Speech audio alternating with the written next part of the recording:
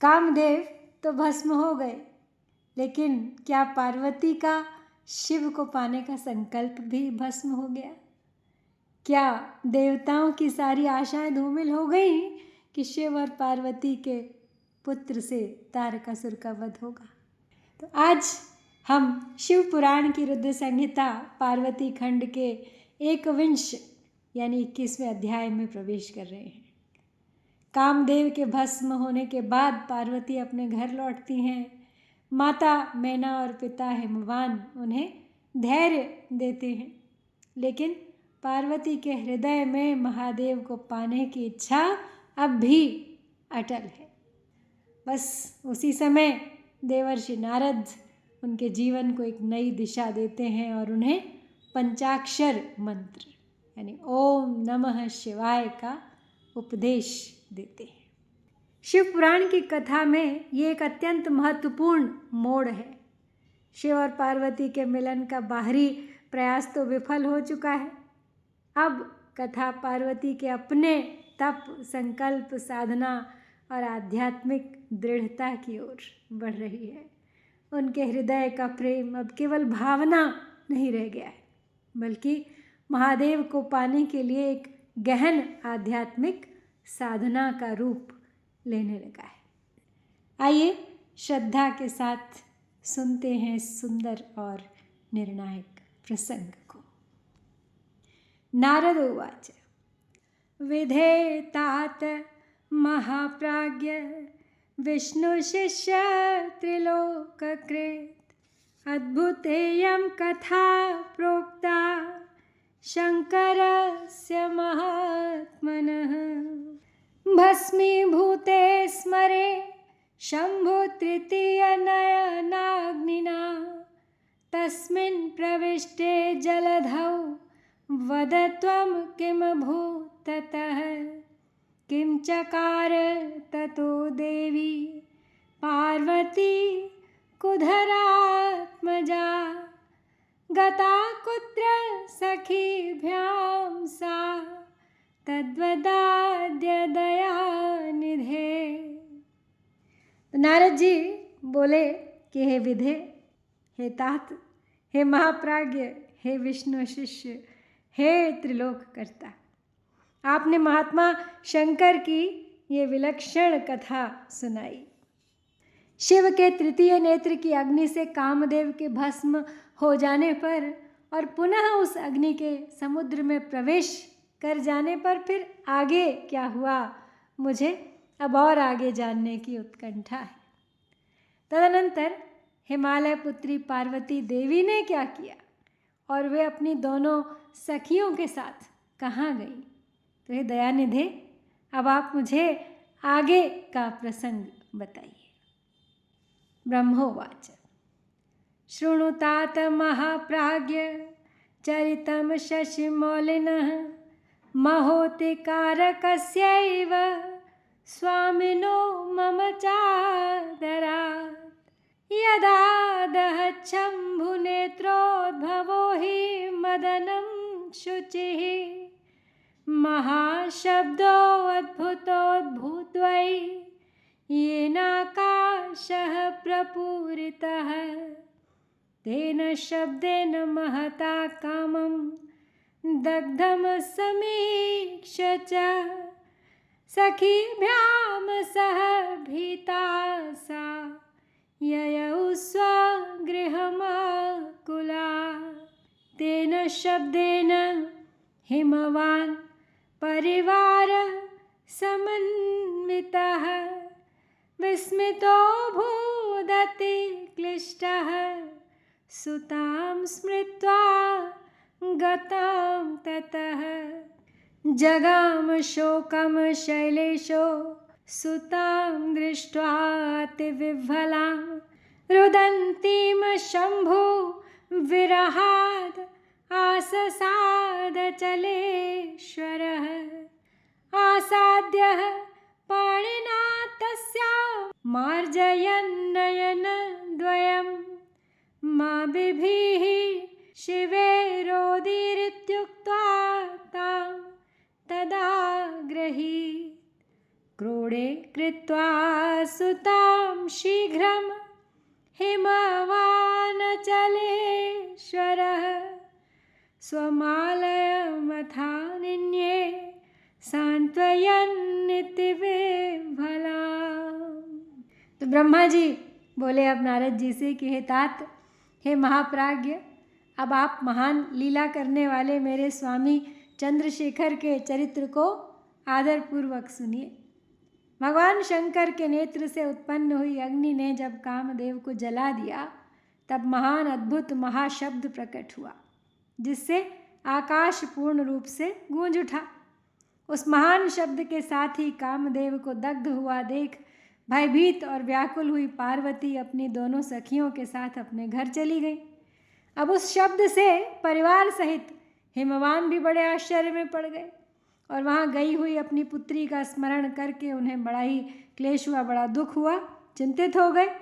इतने ही में पार्वती भी आ गई। वो शंभु के विरह से रो रही थी। अपनी पुत्री को अत्यंत विह्वल देखकर शैलराज हिमवान को बड़ा शोक हुआ और वे शीघ्र ही उनके पास पहुँचे। वो हाथ से उनकी दोनों आँखों को पोंछकर बोले, हे शिवे, डरो मत, रो मत। ऐसा कहकर उन्हें पकड़ लिया। इसके बाद पर्वतराज हिमवान से अत्यंत विह्वल हुई पुत्री पार्वती को शीघ्र ही गोद में उठा लिया और वे उन्हें सांत्वना देते हुए अपने घर ले आए। अंतर्हिते स्मरम दग्ध्वा हरे तद्विरहात् शिवा विकला भूत भृशं सा वै लेभे शर्म न कुत्रचित् पितुर्गृहं तदा गत्वा मिलित्वा मातरं शिवा पुनर्जातं तदा मेने स्वात्मानं साधरात्मजा निनिन्द च स्वरूपं सा हा हतास्मीत्यथा ब्रवीत् सखीभिर्बोधिता चापि न बुबोध गिरीन्द्रजा स्वपति च पिबन्ति च सा स्नाति गच्छति शिवा तिष्ठन्ति च सखी मध्ये न किञ्चित् सुखमापः दिक्स्वरूपं मदीयं च तथा जन्म च कर्म च इति ब्रुवन्ति सततं स्मरन्ति हरचेष्टितम् एवं सा पार्वती शंभु विरहात् क्लिष्टमानसा सुखं न लेभे किंचिद्वा ब्रवीत् शिव शिवेति च निवसन्ति पितुर्गेहे पिनाकी गतचेतना शुशोचाथ शिवा तात मुमुह च मुहुर्मुहुः। आगे सुनाते हुए वृत्तांत ब्रह्मा जी कहते हैं कि कामदेव का दाह करके महादेव जी के अंतर्धान हो जाने पर उनके विरह से पार्वती अत्यंत व्याकुल हो गई और उन्हें कहीं भी शांति नहीं मिल रही थी। पिता के घर जाकर जब वे अपनी माता से मिली, उस समय पार्वती ने अपना नया जन्म हुआ समझा। वो अपने रूप की निंदा करने लगी और कहने लगी, हाय मैं मारी गई। सखियों के समझाने पर भी वे गिरिराज कुमारी कुछ समझ नहीं पाती थी। वो सोते जागते, खाते पीते, नहाते धोते, चलते फिरते और सखियों के बीच में बैठते समय किंचन मात्र भी सुख का अनुभव नहीं करती थी। मेरे स्वरूप जन्म तथा कर्म को धिक्कार है, ऐसा कहती हुई वे सदा महादेव जी की प्रत्येक चेष्टा का चिंतन करती रहती थी। तो इस प्रकार वे पार्वती भगवान शिव के विरह से मन ही मन अत्यंत क्लेश का अनुभव करती और किंचन मात्र भी सुख नहीं पाती थी। वे सदा शिव शिव ही जपा करती थी। निवसन्ति पितुर्गेहे पिनाके गतचेतना शुशोचाथ शिवातात मुमोह च मुहुर्मुहुः शैलाधिराजोऽप्यथ मेनकापि मेनकमुख्यास्तनयाश्च सर्वे तां सान्त्वयामासुरदीनसत्त्वा हरं विसस्मार तथापि नो सा अथ देवमुने धीमन्हिमवत्प्रस्तरे तदा नियोजितो बलभेदागमस्त्वं कामचारतः ततस्त्वं पूजितस्तेन भूधरेण महात्मना कुशलं पृष्टवांस्तं वै तदाविष्टो वरासने ततः प्रोवाच शैलेश कन्याचरितमादितः हरसेवान्वितं कामदहनं च हरेणः श्रुत्वावोचो मुने त्वं तु तं शैलेशं शिवं भज तमामन्त्र्योऽधितष्ठस्त्वं संस्मृत्य मनसा शिवं तं समुत्सृज्य रहसि कालीं तामगमस्त्वरा लोकोपकारको ज्ञानी त्वं मुने शिववल्लभः आसाद्य कालीं सम्बोध्य तद्धिते स्थितादरा अवोचस्त्वं वचस्तथ्यं सर्वेषां ज्ञानिनां वरः। तो ब्रह्मा जी आगे सुनाते हुए वृत्तांत कहते हैं कि पिता के घर में रहकर भी वो पार्वती चित्त से पिनाक पाणी, शिव के धनुष का नाम पिनाक है इसलिए उन्हें पिनाक पाणी भी कहा जाता है, तो वो भगवान शंकर के पास पहुंची रहती थी। तो ये तात शिवा शोकमग्न हो बारंबार मूर्छित हो जाती थी। शैलराज हिमवान, उनकी पत्नी मेनका तथा उनके मैनाक आदि सभी पुत्र जो बड़े उदार चित्त थे उन्हें सदा सांत्वना देते रहते थे, तथापि वे भगवान शंकर को भूल न सकी। हे बुद्धिमान देवर्षे, तदनंतर एक दिन इंद्र की प्रेरणा से इच्छानुसार घूमते हुए आप हिमालय पर्वत पर पहुँचे। उस समय महात्मा हिमवान ने आपका सत्कार किया, यानी नारद जी। तो तब आप उनके द्वारा दिए हुए उत्तम आसन पर बैठकर उनसे कुशल पूछने लगे।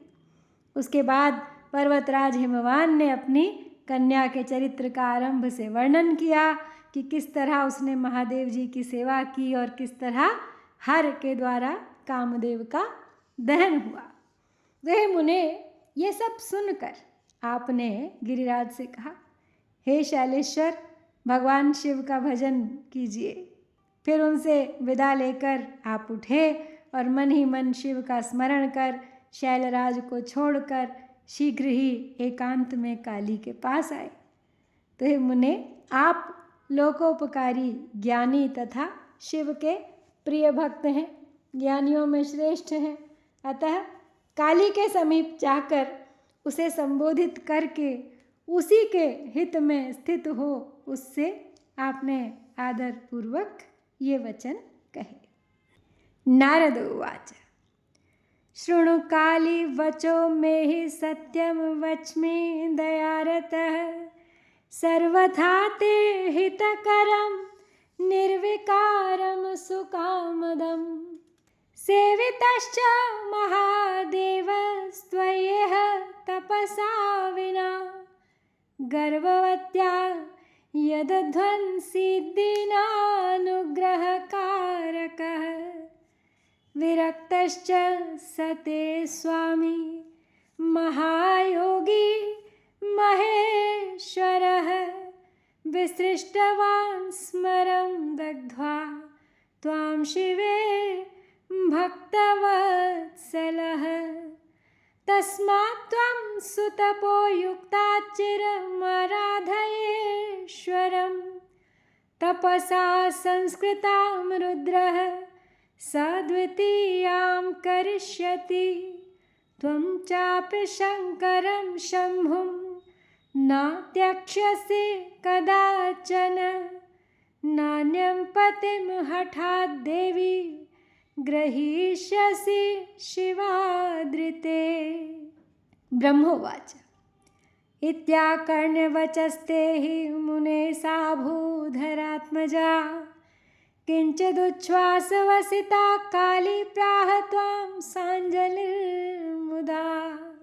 शिवा उवाच त्वं तु सर्वज्ञ जगतामुपकारकर प्रभो रुद्रस्याराधनार्थाय मन्त्रं देहि मुनेहि मे न सिद्ध्यति क्रिया कापि सर्वेषां सद्गुरुं विना मया श्रुता पुरा सत्यं श्रुतिरेषा सनातनी। तो नारद जी बोले पार्वती के पास जाकर एकांत में कि हे काली, तुम मेरी बात सुनो। मैं दयावश यह सत्य बात कह रहा हूँ। मेरा वचन तुम्हारे लिए सर्वथा हितकर, निर्दोष तथा उत्तम वस्तुओं को देने वाला होगा। तुमने यहाँ महादेव जी की सेवा अवश्य की थी, परंतु बिना तपस्या के गर्वयुक्त होकर की थी। दीनों पर अनुग्रह करने वाले शिव ने तुम्हारे उसी गर्व को नष्ट किया है। हे शिवे, तुम्हारे स्वामी महेश्वर विरक्त और महायोगी हैं। उन भक्त वत्सल ने कामदेव को जलाकर तुम्हें सकुशल छोड़ दिया है। इसलिए तुम उत्तम तपस्या में निरत हो चिरकाल तक महेश्वर की आराधना करती रहो। तपस्या के द्वारा संस्कार युक्त हो जाने पर रुद्रदेव तुम्हें अपनी भार्या अवश्य बनाएंगे और तुम भी कभी उन कल्याणकारी शंभु का परित्याग नहीं करोगी। हे देवी, तुम हठपूर्वक शिव जी के अतिरिक्त किसी दूसरे को पति रूप में स्वीकार नहीं करोगी। तो ब्रह्मा जी बोले, हे मुने, आपकी ये बात सुनकर गिरिराज कुमारी काली कुछ उच्छ्वास लेती हुई हाथ जोड़कर आपसे प्रसन्नतापूर्वक कहने लगी। तो शिवा बोली, हे सर्वज्ञ, जगत का उपकार करने वाले हे प्रभो, हे मुने, रुद्रदेव की आराधना के लिए मुझे किसी मंत्र का उपदेश कीजिए, क्योंकि सद्गुरु के बिना कोई भी क्रिया सिद्ध नहीं होती, ऐसा मैंने सुन रखा है और यही सनातन श्रुति भी है। ब्रह्मोवाच इति श्रुत्वा वचस्तस्या पार्वत्या मुनिसत्तमः पंचाक्षरं शंभुमन्त्रं विधिपूर्वम् उपादिशः अवोचश्च वचस्तां त्वं श्रद्धामुत्पादयन् मुने प्रभावं मन्त्रराजस्य तस्य सर्वाधिकं मुने। नारद उवाच शृणु देवी मनोरस्य प्रभावं परमाद्भुतं यस्य श्रवणमात्रेण शङ्करः सुप्रसीदति मन्त्रोऽयं सर्वमन्त्राणामधिराजश्च कामदः भुक्तिमुक्तिप्रदो अत्यन्तं शङ्करस्य महाप्रियः सुभगेयेन जप्तेन विधिना सोऽचिरादृतम् आराधितस्ते प्रत्यक्षो भविष्यति शिवो ध्रुवम् चिन्तयन्ति च तद्रूपं नियमस्था शराक्षरं जपमन्त्रं शिवे त्वं हि सन्तुष्यति शिवो द्रुतम् एवं कुरु तपः साध्वी तपः साध्यो महेश्वरः तपस्यैव फलं सर्वैः प्राप्यते नान्यथा क्वचित्। ब्रह्मोवाच एवमुक्त्वा तदा कालीं नारद त्वं शिव प्रियः यादृच्छिको गमस्त्वं तु स्वर्गं देवहिते रतः पार्वती च तदा श्रुत्वा वचनं तव नारद सुप्रसन्ना तदा प्राप पंचाक्षरमनुत्तमम्। तो ब्रह्मा जी बोले अब नारद जी से कि हे नारद, पार्वती का ये वचन सुनकर आप मुनिश्रेष्ठ ने पंचाक्षर मंत्र ओम नमः शिवाय का उन्हें विधि पूर्वक उपदेश दिया और हे मुने, मंत्र राज में श्रद्धा उत्पन्न करने हेतु आपने उसका सबसे अधिक प्रभाव भी उन्हें बताया। तो अब ब्रह्मा जी बता रहे हैं कि नारद जी ने उस समय जो पार्वती से कहा वो कुछ इस प्रकार है। हे देवी, इस मंत्र के अत्यंत अद्भुत प्रभाव को सुनो, जिसके सुनने मात्र से शंकर परम प्रसन्न हो जाते हैं। यह मंत्र राज, सब मंत्रों का राजा, मनोवांछित फल प्रदान करने वाला, शंकर को बहुत ही प्रिय तथा साधक को भोग और मोक्ष देने वाला है। तो हे सौभाग्यशालिनी, इसका विधिपूर्वक जाप करने से तुम्हारे द्वारा आराधित हुए भगवान शिव अवश्य और शीघ्र ही तुम्हारी आँखों के सामने प्रकट हो जाएंगे। हे शिवे, नियमों में तत्पर रहकर उनके स्वरूप का चिंतन करती हुई तुम पंचाक्षर मंत्र का जप करो, इससे शिव शीघ्र ही संतुष्ट होंगे। हे साध्वी, इस प्रकार तुम तपस्या करो, क्योंकि तपस्या से ही महेश्वर वश में हो सकते हैं। तपस्या से ही सबको मनोनुकूल फल की प्राप्ति होती है, अन्यथा नहीं। तो ब्रह्मा जी बोले, हे नारद, काली से इस प्रकार कहकर भगवान शिव के प्रिय भक्त, इच्छानुसार विचरण करने वाले तथा देवताओं के हित में तत्पर रहने वाले आपने स्वर्गलोक को प्रस्थान किया। तो ये नारद, तब आपकी बात को सुनकर पार्वती बहुत प्रसन्न हुई, क्योंकि उन्हें परम उत्तम पंचाक्षर मंत्र राज की प्राप्ति जो हो गई थी। तो यहाँ से अब पार्वती का प्रेम केवल प्रेम भावना तक ही सीमित नहीं रह गया है, अब वो बढ़ रहा है साधना की ओर, श्रद्धा और तपस्या की दिशा में आगे। कामदेव भले ही हार गए हों, लेकिन पार्वती का संकल्प जीत गया है। ओम नमः शिवाय इस पंचाक्षर मंत्र से शुरू हो गई है पार्वती की एक नई यात्रा। लेकिन क्या यह पंचाक्षर मंत्र पार्वती को महादेव तक पहुंचाएगा? क्या तारकासुर के वध का प्रयोजन शिव और पार्वती की संतान द्वारा सिद्ध हो पाएगा? इस प्रकार श्री शिव महापुराण के अंतर्गत द्वितीय रुद्र संहिता के तृतीय पार्वती खंड में नारदोपदेश वर्णन नामक ये 21वां अध्याय यहाँ पर पूर्ण होता है। तो मिलेंगे अगले अध्याय में इससे आगे की कथा के साथ। ओम श्री सांब शिवाय नमः। जय भारत।